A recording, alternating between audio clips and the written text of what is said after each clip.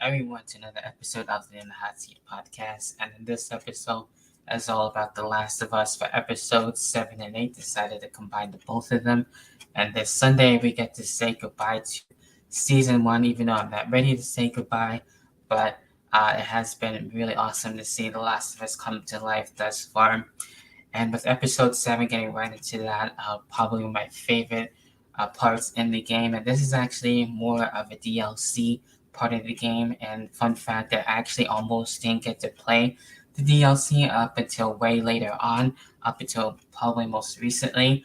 You can see that on my main YouTube channel, which is Fort Minor Project, if you want to check out some gaming content and so much more there. So I was able to do a walkthrough of that. And this one has been one of my favorite episodes so far. And being able to see Ellie and as well Riley and being able to see their relationship and having Ellie's basically first girlfriend, which is really cool. We see in the beginning basically Ellie trying to make sure things are okay with Joel and trying to bring in back and everything with him being really hurt from episode 6. So she's trying to get basically medicine and all that to help him be more better and heal him up. So it was kind of basically more of going in reverse and rewinding and being able to see Ellie how she was able to deal with Marlene's group basically, how she was able to go about her day and everything, and how the struggles really transpired there. Also, Ellie and Riley were able to basically go on a date and able to go into this mall, even though there was affected there, and not at the time when they were doing the searching and seeing what was around and seeing the wonders of the mall, basically, which is really cool. How well they actually show the mall, just like the game, seeing the stores and everything else, the merry-go-round and all that stuff.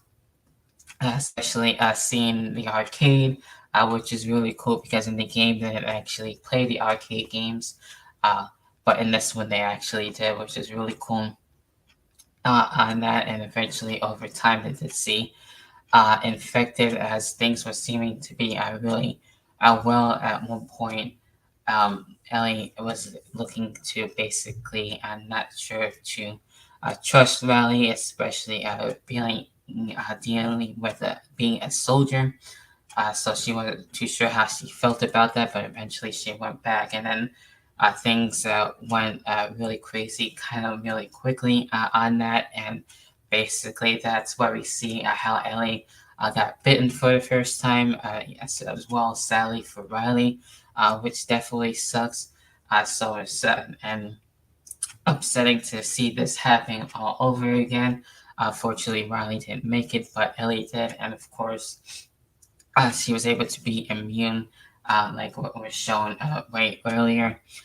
So definitely, again, one of my favorite episodes in a nutshell, basically, for episode number 7, and then we get into most recently with episode number 8.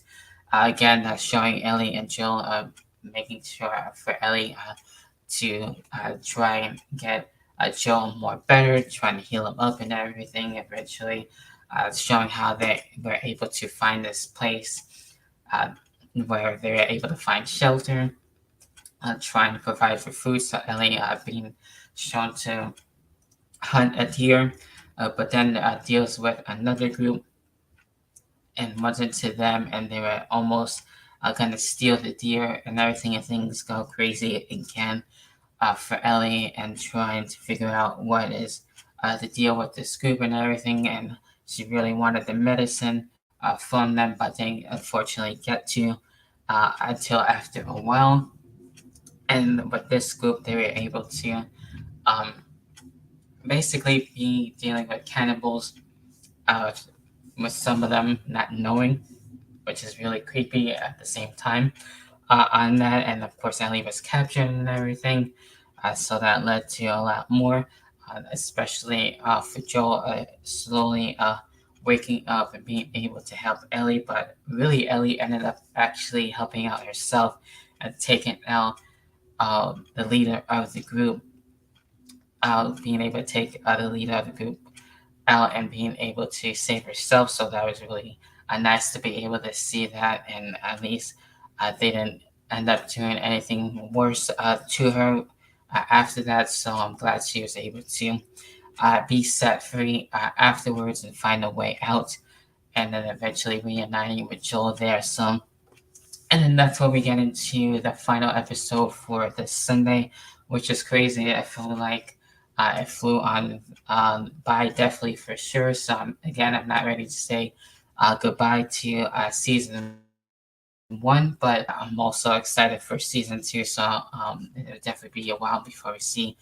anything in terms of like news and all that updates that I like to actually check out when it comes to my favorite TV show or movie.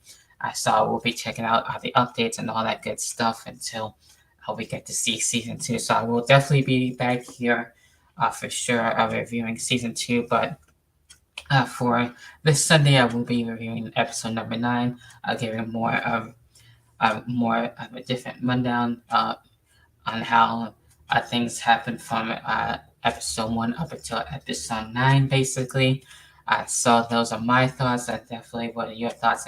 Not only episode number 7, but episode number 8, season 1 thus far as a whole. So if you're watching on the YouTube version, be sure to leave a like, subscribe, and hit the notification bell because that helps out with the algorithm for me with your support, and as well leave a comment as well in the comment section to check out in the Hot Seat Podcast socials. That's always in the description box as well to stay notified for all of the Hot Seat Podcast episodes. So with that being said, that about does it for this episode of the Hot Seat Podcast, and I'll catch everyone next time.